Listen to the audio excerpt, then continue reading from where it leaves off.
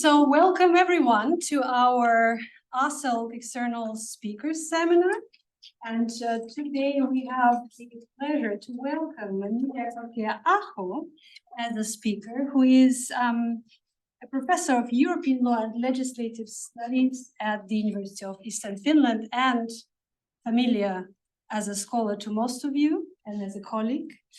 Emilia's research interests relate to law and democracy in the international context, with a focus on EU institutional and constitutional law. But I think that description of your research interests, which I found on your website, is rather modest, because you also are a leading EU socio-legal scholar who has worked extensively on topics such as courts and new governance, lobbying, revolving doors, and now you have a new very exciting project that you have titled the European Political Law. We're all very curious to hear about that. You're also a long-standing friend of Amsterdam. I remember sitting in a seminar with you in 2013, organized by Access Europe, which is now ACELG. So it's a pleasure. Thanks, and thanks for the invitation. It's always a pleasure to be here, and I was just marveling at this building, because you didn't have this building the last time I was here, because it's true that I visited you often about 10 years ago, and nowadays, I suppose also because of the pandemic, there's been a bit of a gap, but I'm really pleased to be back. So Maria kindly invited me to talk about lobbying as an emergent socio-legal field. I actually thought that I'm going to talk about lobbying, but then I thought, okay, I probably want to go a bit beyond lobbying. So I think lobbying is now a part of this, what I'm going to say today. It's actually my 10-year anniversary with lobbying. So I've been studying lobbying for exactly 10 years this autumn. And I'm actually quite happy to see more and more also legal scholarship on this topic, because when I started, I often felt a bit lonely, and I was trying to explain why lobbying is also important to lawyers to understand. So today I will talk about lobbying and also revolving doors. I don't know if you're familiar with the term, but basically means people moving between private and public sectors. And this is what I researched now. But I decided to add a bit more context to lobbying and revolving doors, and hence the title European Political Law as a socio-legal field.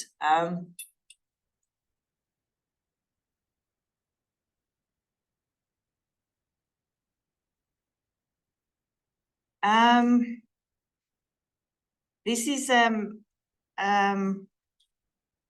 I would say example of slow scholarship, in the sense that I've been reading and thinking about the notion of political law since the autumn 2019. I spent a sabbatical year at the Yale Law School. It was interrupted by the pandemic, and I returned in March 2020. But ever since, this idea has been on my mind. I'm sorry that I don't have a very coherent presentation, and I don't have a fully developed paper. There's a paper in the making, but I do have a collection of ideas which I'm sort of really eager to share with you. And this is actually the first time I'm talking about this. So this presentation has 4 parts. The first one is sort of European political law, what and why and what it is not. Then I talk a little bit about sort of what the von der Leyen Commission has been doing over the years, and how I think what they've been doing has created the legal infrastructure of democracy in the EU. Then I make a few trips, mostly to the US, but also I say a few words about Australia and how they understand and study political law, or what they also call the law of politics. But for the it's easier to say political law, so that's why this is the title. And then in the end, I asked whether political law is possible or necessary in the EU and Europe. So I thought I would lay down my cards in the beginning of this presentation and sort of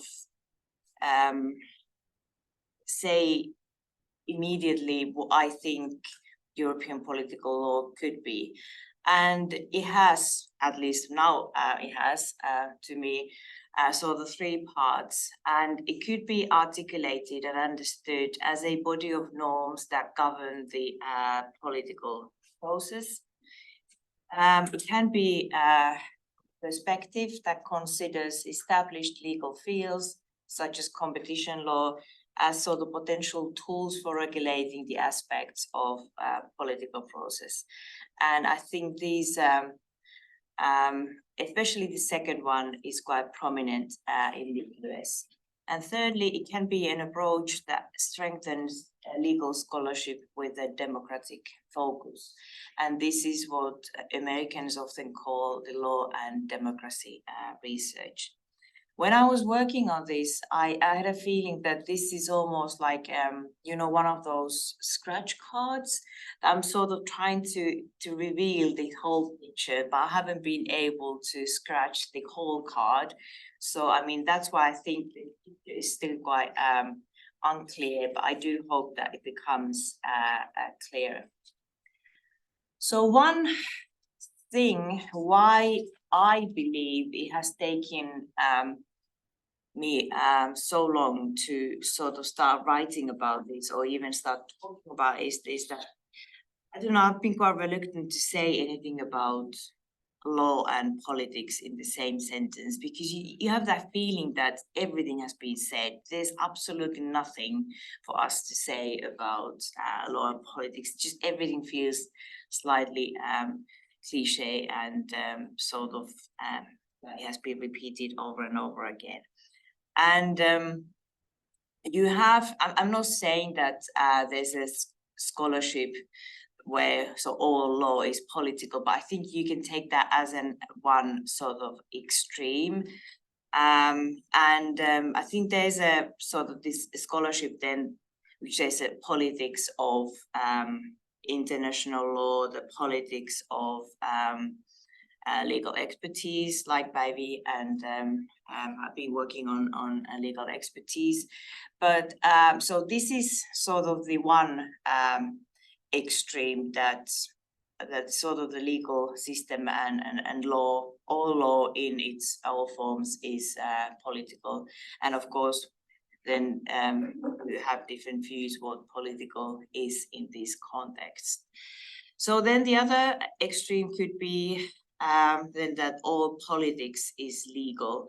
And here there's a quotation from David Kennedy, who in his book of War and Law said that modern politics is legal politics. And by this he means that the terms of sort of political engagements are legal, the players are legal institutions, the outputs of political processes are legal norms, and many of those who are involved in political processes are lawyers by training. So I think these two extremes, which perhaps do not exist in these crude forms, they have sort of prevented me from saying anything or writing anything about this political law or law of the politics, because I don't feel particularly close to either of these. So now I think what I'm trying to do, I'm trying to position political law somewhere in the middle. So now, I mean, you may ask, and I've asked myself, that why political law? So why I even came to think of this? I think I saw a couple of articles in the US, and I immediately got hooked. But I think this whole process started already before I went to the US. And I think, as I said, it's been 10 years since I became interested in lobbying and other sort of related topics such as revolving doors. And I felt really lonely, and I've talked about this elsewhere, and I also wrote an article that was published last year in the European Constitutional Law Review, that somehow I was almost like a bit of a freak, that when I went to political science conferences where people talked about lobbying, I was somehow outsider because I was lawyer by training. But when I went to legal conferences, I was talking about lobbying, and people asked me, why, where is the law? So what's the point? Why are you talking about this? And I described this feeling as in this article by using the metaphor that Joe Shaw once said. I mean, she visited us in Helsinki several years ago, and she said that it's important that as a young scholar, you can park your research. And I think that sort of captured my feelings so nicely, because for years I felt like I was driving. I don't have a car. I do have a driver's license, but you don't need a car in Helsinki. But I had a feeling that I was almost like in a multi-story car park or house, these massive buildings, and I was driving around in my car. I was trying to find a parking space for my car and just couldn't find it. There was something wrong with my car, because it was almost like that every car they had a sort of designed space, just couldn't find mine. And that was exactly how I felt like, okay, I just can't find my place. I can't find a place for my interest in lobbying. But of course, you could then say that who cares about me not having like intellectual community? So I mean, of course, I can just say, okay, you can be in between, and that's it. But I actually think that we should care about this sort of first disappointment, which is that the legal scholarship has not adequately addressed the norms governing the political process, because I think we sort of overlook the role that law plays in facilitating and sort of making worse the current societal problems. And here I was very I really liked the blog post by Ivailovic, when she was writing about the sort of lack of critical approaches in EU law. And, you know, when I was reading her text, I felt that this is exactly the problem that I can also see with lobbying, and more broadly with political law, that we don't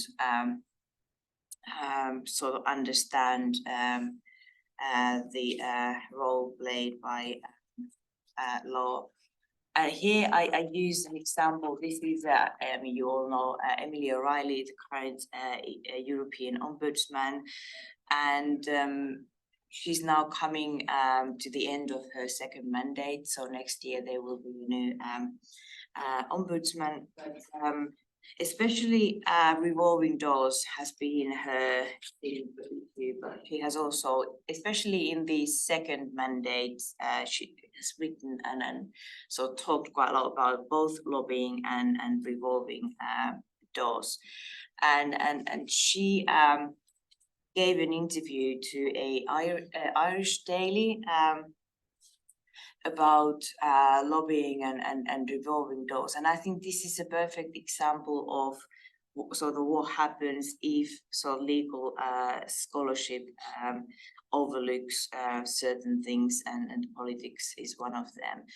She basically said in this longer article that revolving door issue, by which she meant and referred to the fact that, for example, the officials from the commission moved to the private sector and they sort of exploit the expertise and connections they have from the commission. She said quite simply that the revolving door issue may have contributed to Vladimir Putin's decision to invade Ukraine, and it could be found to have worked against the struggle to reverse global warming.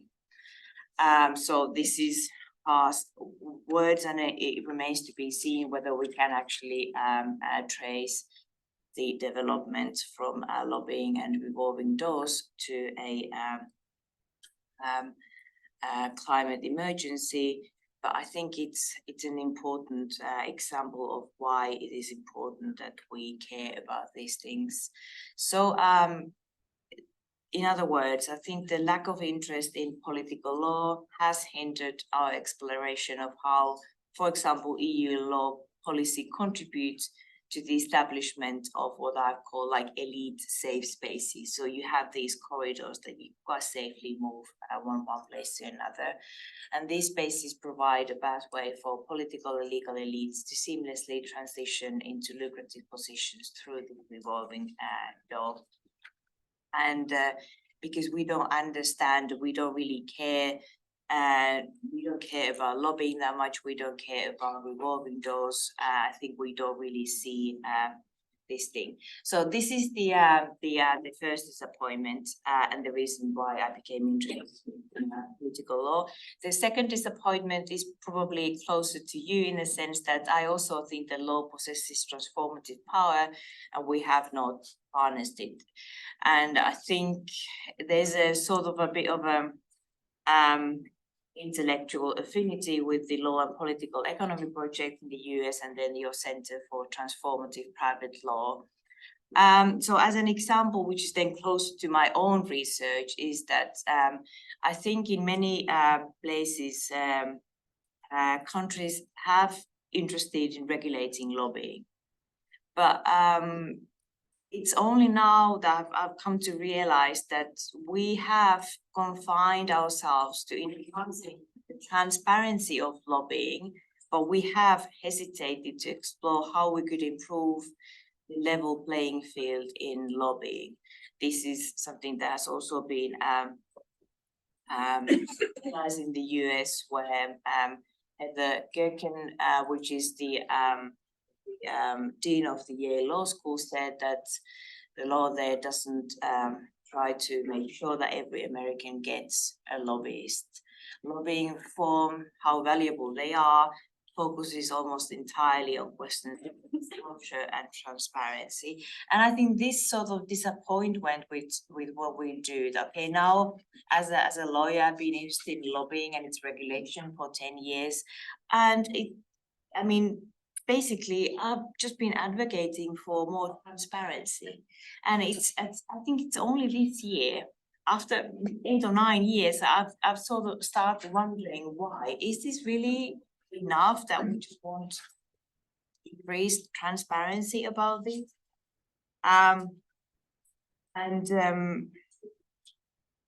Finland will be the first Nordic country to have its lobbying legislation. It was adopted earlier this year and it comes into force next year. So Finland will also have a lobbying register where lobbyists disclose certain information about themselves, their activities, resources. And now the law has been adopted, but there's a group of people, academics, lobbyists themselves, civil servants, NGO activists. We're trying to formulate a code of conduct for lobbyists, so that would then complement the law. And I was quite struck, we had a meeting a couple of weeks ago, and we were discussing what would be, so how good lobbyists behaves. And one of the members said that all these are really good principles. For example, the fact that when you go and meet a decision maker, you should always tell who you are and whose interest you represent. But then she said that, but these principles do not do anything to somehow level the playing field. That this still means that those that have material resources, they lobby more effectively than those that don't. And yes, that's true. I mean, this is basically, I think, in a way, lobbying scholarship has failed in the sense that we only care about transparency, but we don't want to ask, because some of these questions are quite uncomfortable, and I don't have, for example, easy solutions. I don't know what we could do to level the playing field here. But yes, so I think my interest in political law is so rooted in these two disappointments. First, that legal scholarship has neglected many of the aspects of the political process, and secondly, the fact that we don't see that we could do something with the means provided by the legal systems, but we don't. We haven't done that. So, but there's a caveat, and that's it, that I'm not really interested in debating in abstract terms whether political law stands alone as a distinct legal fields or whether it operates as a lighter version and drawing strength from constitutional law or administrative law. So, I mean, this is not, I don't really see that this is what I want to do for the next 10 or 15 years, so trying to advocate for political law and sort of trying to somehow show that it exists as an independent element, for example, of constitutional law. That's not what I want to do. I want to see more scholarship, legal scholarship on many of the aspects of political law, but whether these people and this scholarship exists somehow as a subfield to constitutional law or administrative law, I don't really care. So I don't have this sort of any ambitions when it comes to building a new discipline.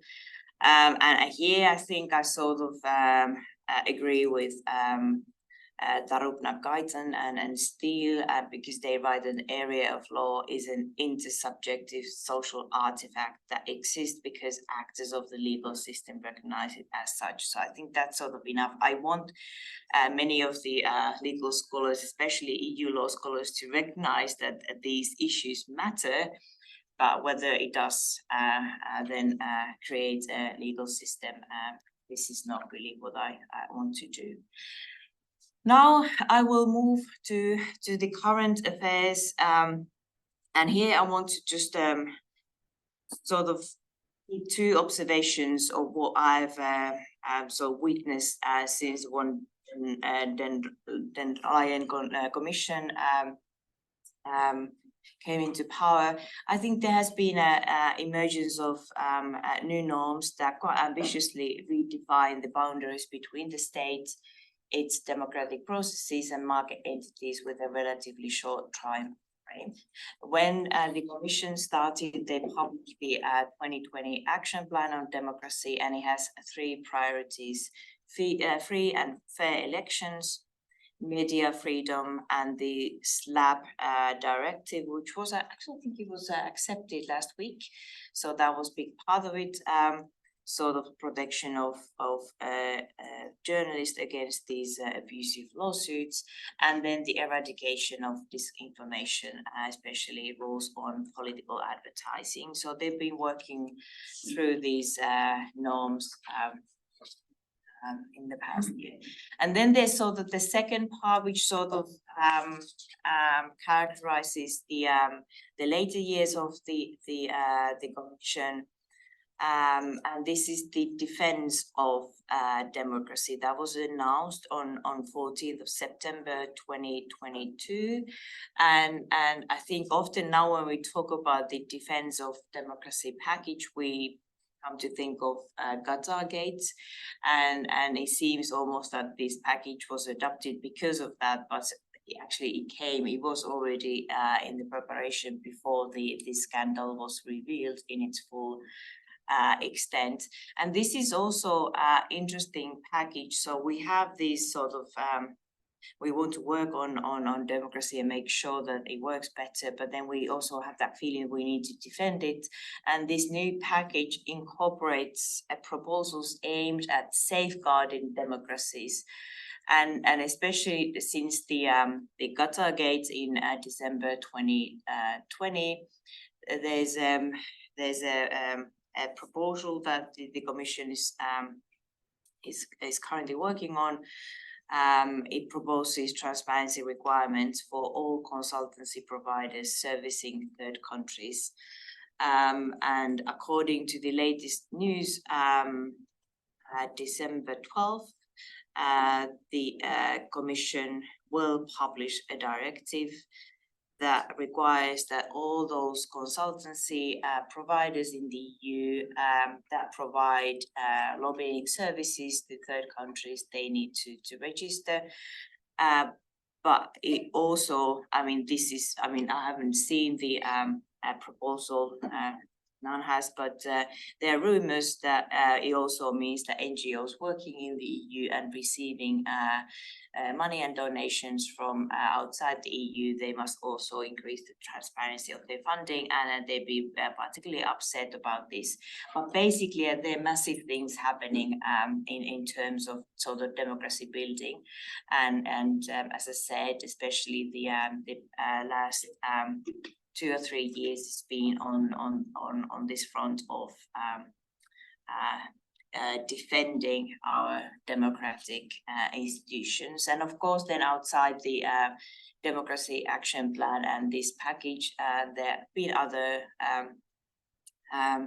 other reforms, and it was during von der Leyen Commission that, for example, the third revision of the European Transparency Register for lobbyists, or the institutional agreement that stands behind it, was updated. So I mean, there've been sort of extensive array of norms put in place in the past years.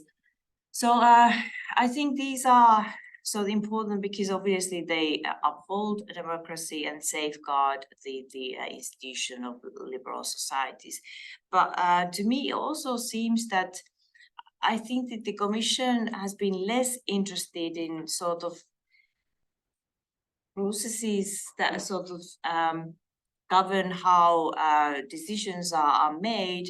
I think it has quite actively proposed and adopted norms that affect sort of market actors, sort of external in the sense. And I think one good example is this new defense of democracy package and whatever it will contain.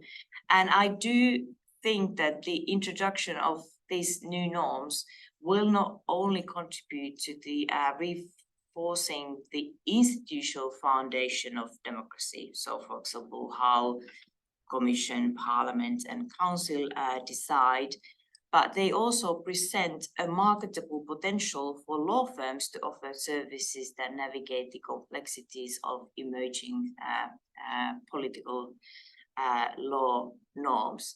And here I want to just make a bit of a detour. I mean, some of you may know that in my past research, I've been interested in law firms and how they offer lobbying services. So I'm sort of familiar with these national big law firms, often headquartered in the US, but they operate in many markets around the globe. So I went and had a look at what these big law firms offer, and surprisingly, all of them have business practice area called political law, and I think this is quite exciting. And here I show you 3 examples. This is Covington, and when you go to their website, this is the screenshot of their website. There's a practice area called election and political law, and this is what they say. It's one of the oldest and most prominent such practices in the United States. And they also say that they advise numerous corporations and on issues that include federal and state campaign finance, lobbying, disclosure, and government ethics laws. This is one example. There's another big US law firm, political law and government ethics. They say political activities are in the spotlight. The explosive growth of regulation affecting campaign contributions, lobbying, and other interactions between public and elected officials requires businesses and so on to carefully consider these regulations and structure their activities accordingly. And finally, Allen and Overy, political law. And here it's also interesting because it says that what sets our practice apart are a global reach with experts in Europe, the UK, Australia, and other jurisdictions with emerging political law regimes.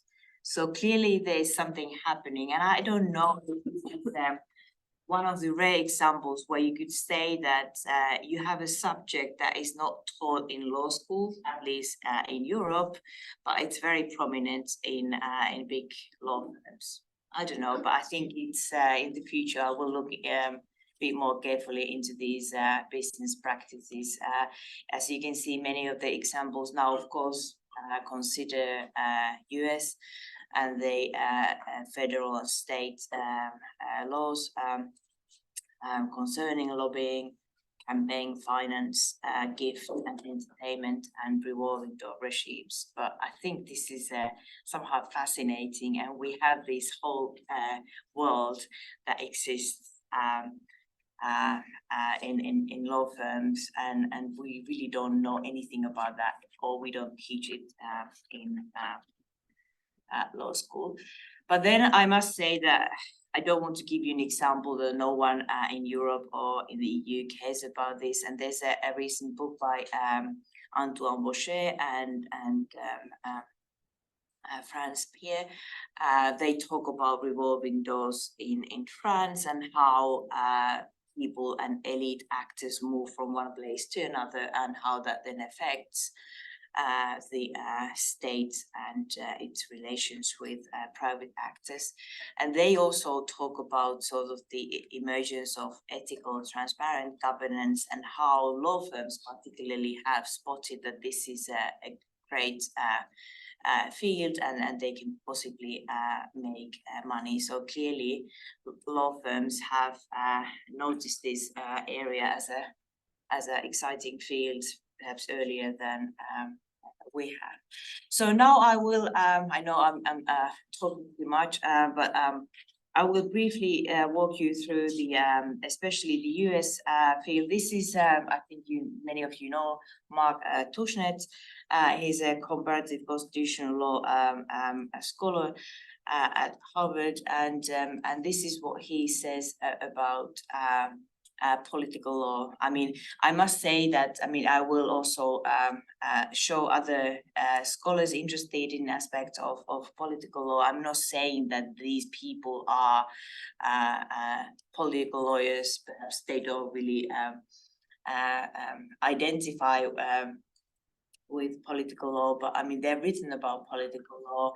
And for example, he has said that anyone interested in legislation, whether generally or in specific subject area, must be interested in law and politics. So law and politics in the US not only, it does not only establish the framework for the functioning of democracy, but also shapes the legal debates surrounding it. Now, although I said I'm not interested in sort of establishing a new field, but this is what they do in the US. So they talk a lot whether it's independent field of law or whether it's a subfield of constitutional law.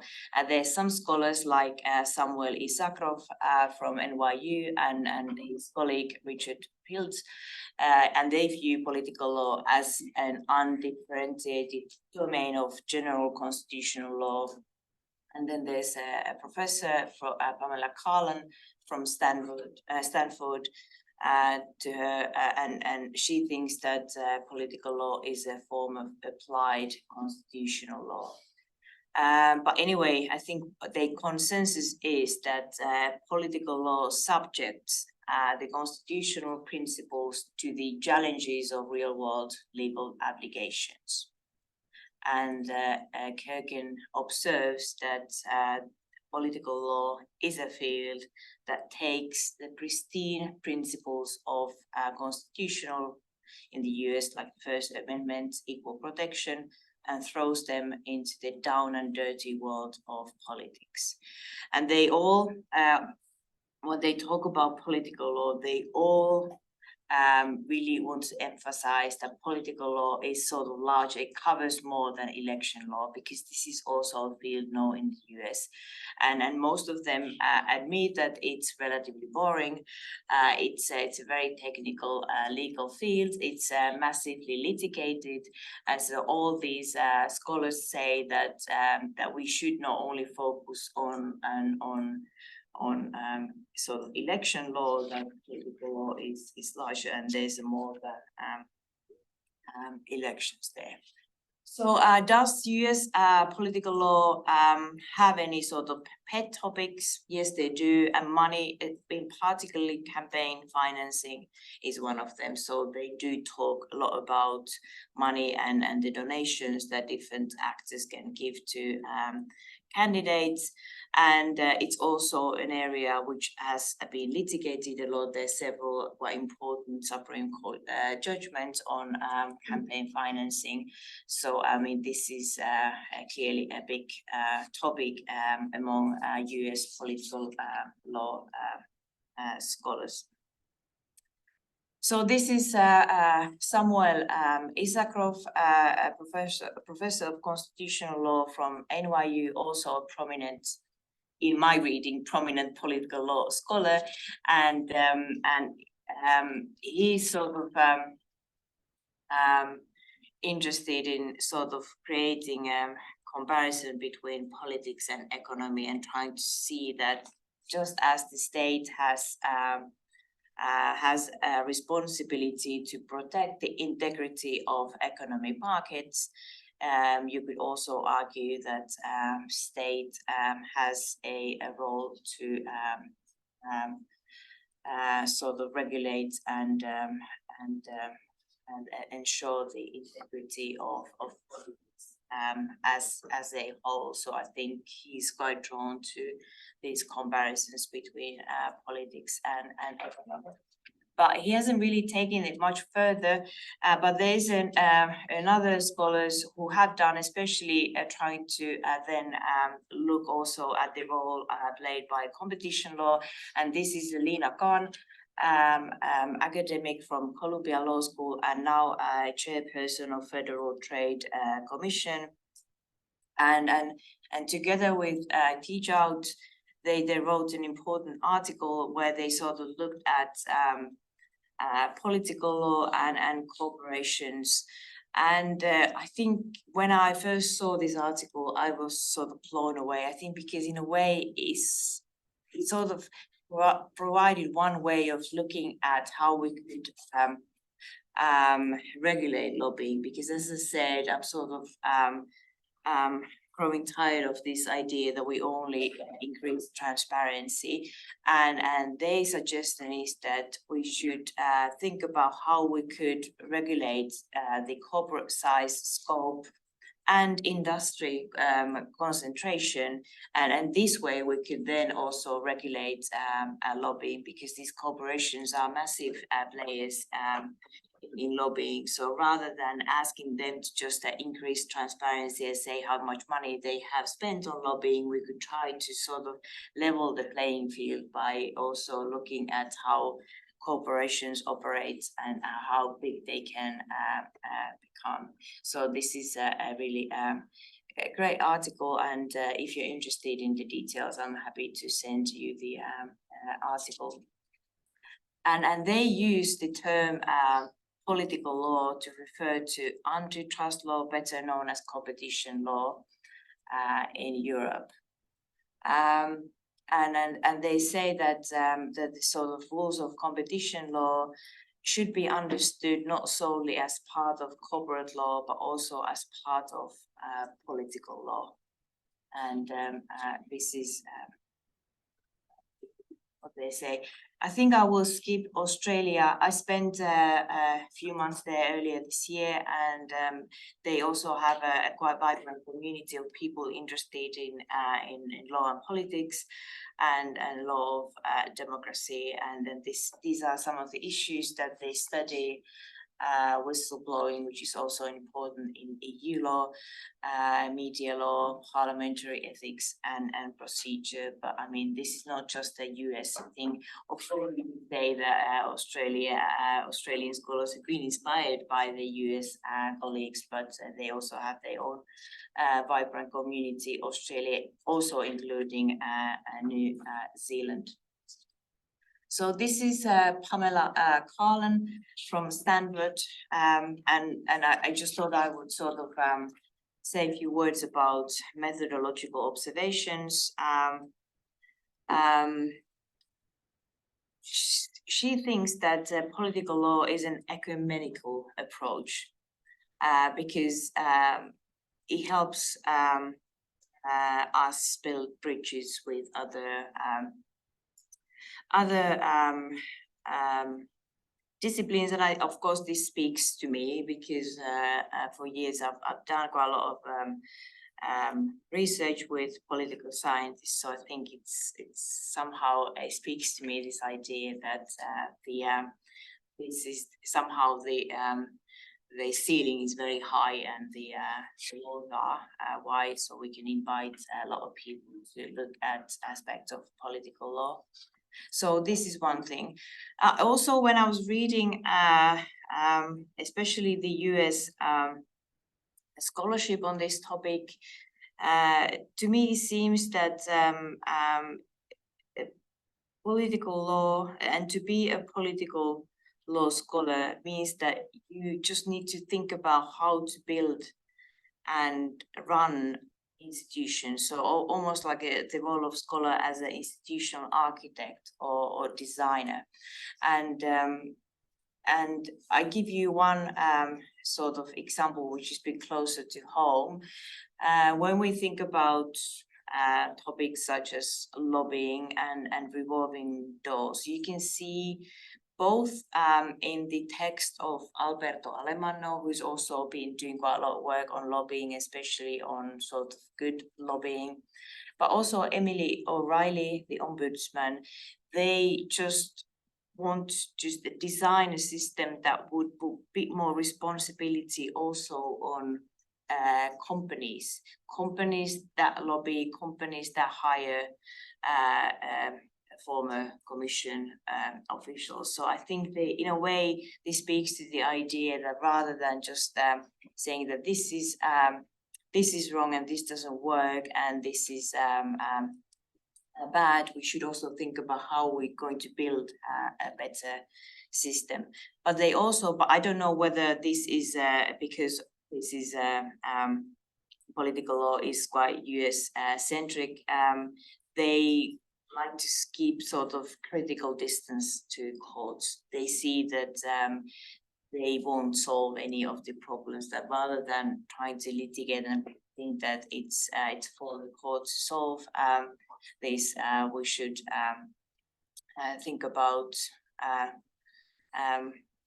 ways to design things better ourselves. And I suppose this speaks to me also in the sense that it's true that in the past I've been doing quite a lot of work on new governance, and there I also had a feeling that the courts won't solve our problems here, that we just need to be able to design and improve the governance arrangements ourselves. So I think I felt quite like hope when I realized that they are most of them quite critical of litigation and courts.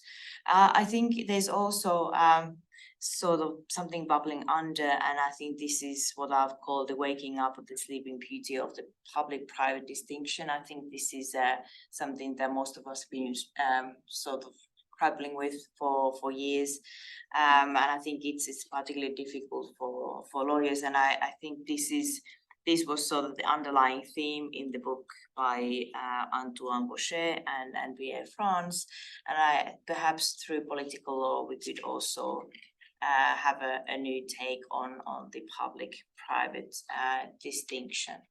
So I have two more slides. So political law in the EU and Europe. I mean, I think it's fair to say that we don't have that field in Europe or in the EU. And now I think there are two questions. Does the lack of uniform legal basis present an obstacle to efforts to define a field of political law in the EU? That's one thing. Is the development of political law in Europe challenging due to the vast array of legal regulations across member state democracy? Still, I would say that especially competition law, because competition law is central to EU integration, has been for a long time, and given its centrality to US political law scholarship, I think it could also be sort of food for thought also on this side of the Atlantic. I'm not a competition law person myself, but I can see that I think there's a way forward there. So finally, should we bother? I mean, this is the question I was also asking myself in the European Constitutional Law Review article last year, that can we study lobbying and we don't need to find a proper parking slot or space, and the same is that we can obviously study lobbying, political financing or revolving doors, and we don't need to use the terminology of political law. But I just want to finish with the words of Pamela Carlin, is that the major virtue of treating the law of the political process as a coherent subject lies in enabling scholars and students to see connections among the various pieces of constitutional law and statutes that influence how our politics is conducted. So I do also believe that there is something in the notion of political law, and we should consider in the years to come. Thank you, and sorry for speaking over my time. Thanks.